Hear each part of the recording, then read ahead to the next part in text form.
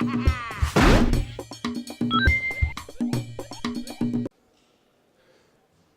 Nordic Game Jam is, well, it's not in full swing yet, but it's about to start. I'm here with Doug and Lau from the Copenhagen Game Collective. Yes. We met last year at Nordic Game. How's the year been since then? It's been a crazy year. Like we have we have made a game called Brutally Unfair Tactics Totally Okay now, and it has been nominated for the IGF, which is awesome. Like that has been our goal the entire year. No, it hasn't actually. Like it's we just made this game drunk in a weekend, and then like suddenly it got more and more attention, and now it's, even more. This is crazy. Yeah, so it's kind of so we've been working on this like this Wiimote game with the grant, and I think we're we may resurrect it, and we have some good ideas that came out of that. But it's crazy to work on this game like super hard for 6 months, and you're really struggling to make it come to life. And then like one weekend you get super drunk and program this super stupid party game, and it's the stupid drunk game that has all the success. So on one hand, it's like, yeah, it's super great to be an IGF, and on the other hand, you're like, really like that game, not the one that we've been working super hard. So like. It's been, I guess, kind of a roller coaster, right? But I guess a fun one at least. I don't know. That drunk story sounds very much rock and roll. That's life in indie games. Is it babes, alcohol, women, games? So like if you're Lau course guard, yeah. But like I'm his groupie, right? So like for him, he's like the drunken rock star, and I just kind of follow him along. We were just talking about this a second. It helps that he's the second hottest male in the Danish game. This is actually objectively true, and we.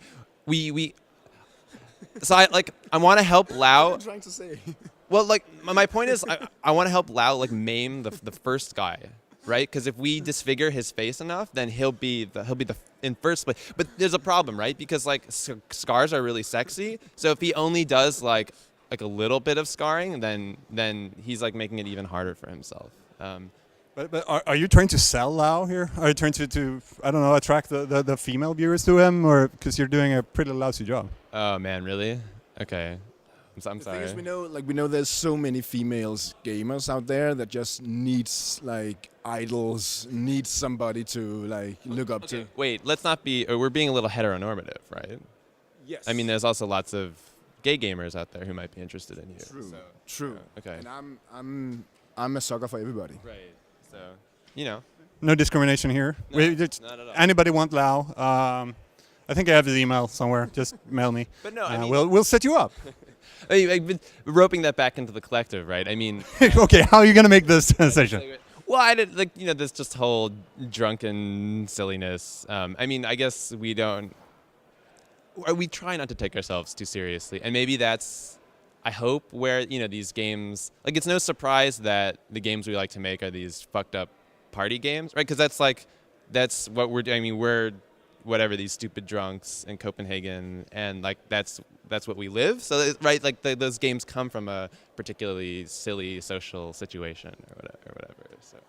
If we're going to try to move this back to indie games somehow, we've seen over the last year since we met the Nordic Game, we've seen especially one indie game become a huge global success, especially if we compare it to other indie games. And of course, I'm talking about Minecraft. Okay. Have you followed it? What do you think about it? I think it's awesome.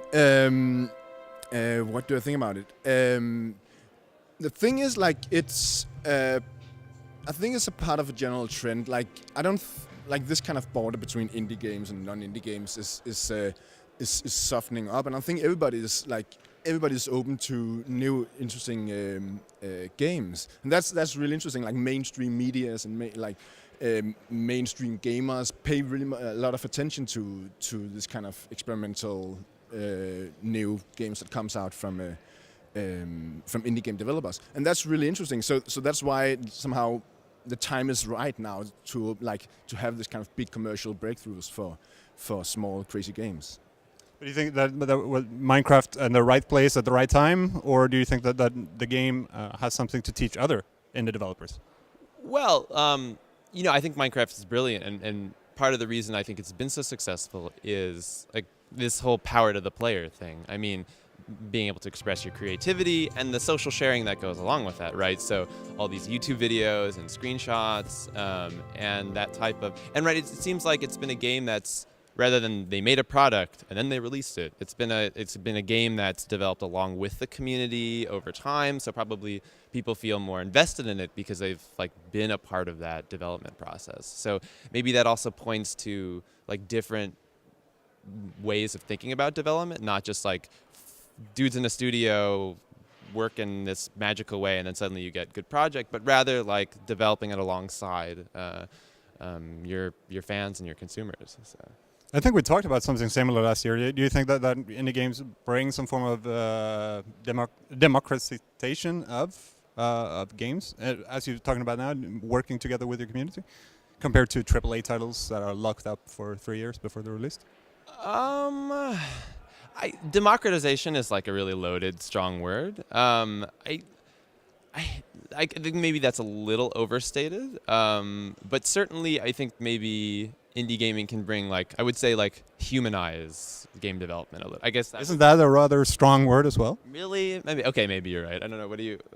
No, I think it's at least kind of making the distance from the game player to the game creator shorter, both like on a practical level, like it's actually possible for everybody to get the tools and do their own games, but also like there's a much like tighter communication between the game creators and the game players. So it's making a shorter distance between people. So, but well, I know you guys are super busy here today. You've been helping out the organizing of this entire thing. But what's next year going to bring for the Copenhagen Game Collective? You've been nominated for your drunken game to the IGF. What's next? So there's another drunken game coming, and this is actually like, I'm not kidding. So that we play this drinking game that a friend of a friend made. And it's like this weird game where you move in slow motion, because like moving in slow motion is fun and you feel like Neo in the Matrix or whatever, right? There's that scene in the Matrix where Neo's all like, and the bullet like kind of hits his shoulder, but like he dodges it because he can move in slow motion or whatever. So like the idea is like, wouldn't it be super sweet to like be Neo in that scene? So we want to make this this Connect game, a slow motion Western dueling game, but like a really silly slow motion. So you get your guns, but if you ever move too fast, like your character explodes. So you have to like always be no bang, right? And like with head tracking on the Connect, you can dodge, so you see the bullets coming at you, so you're also going in slow-mo like bang.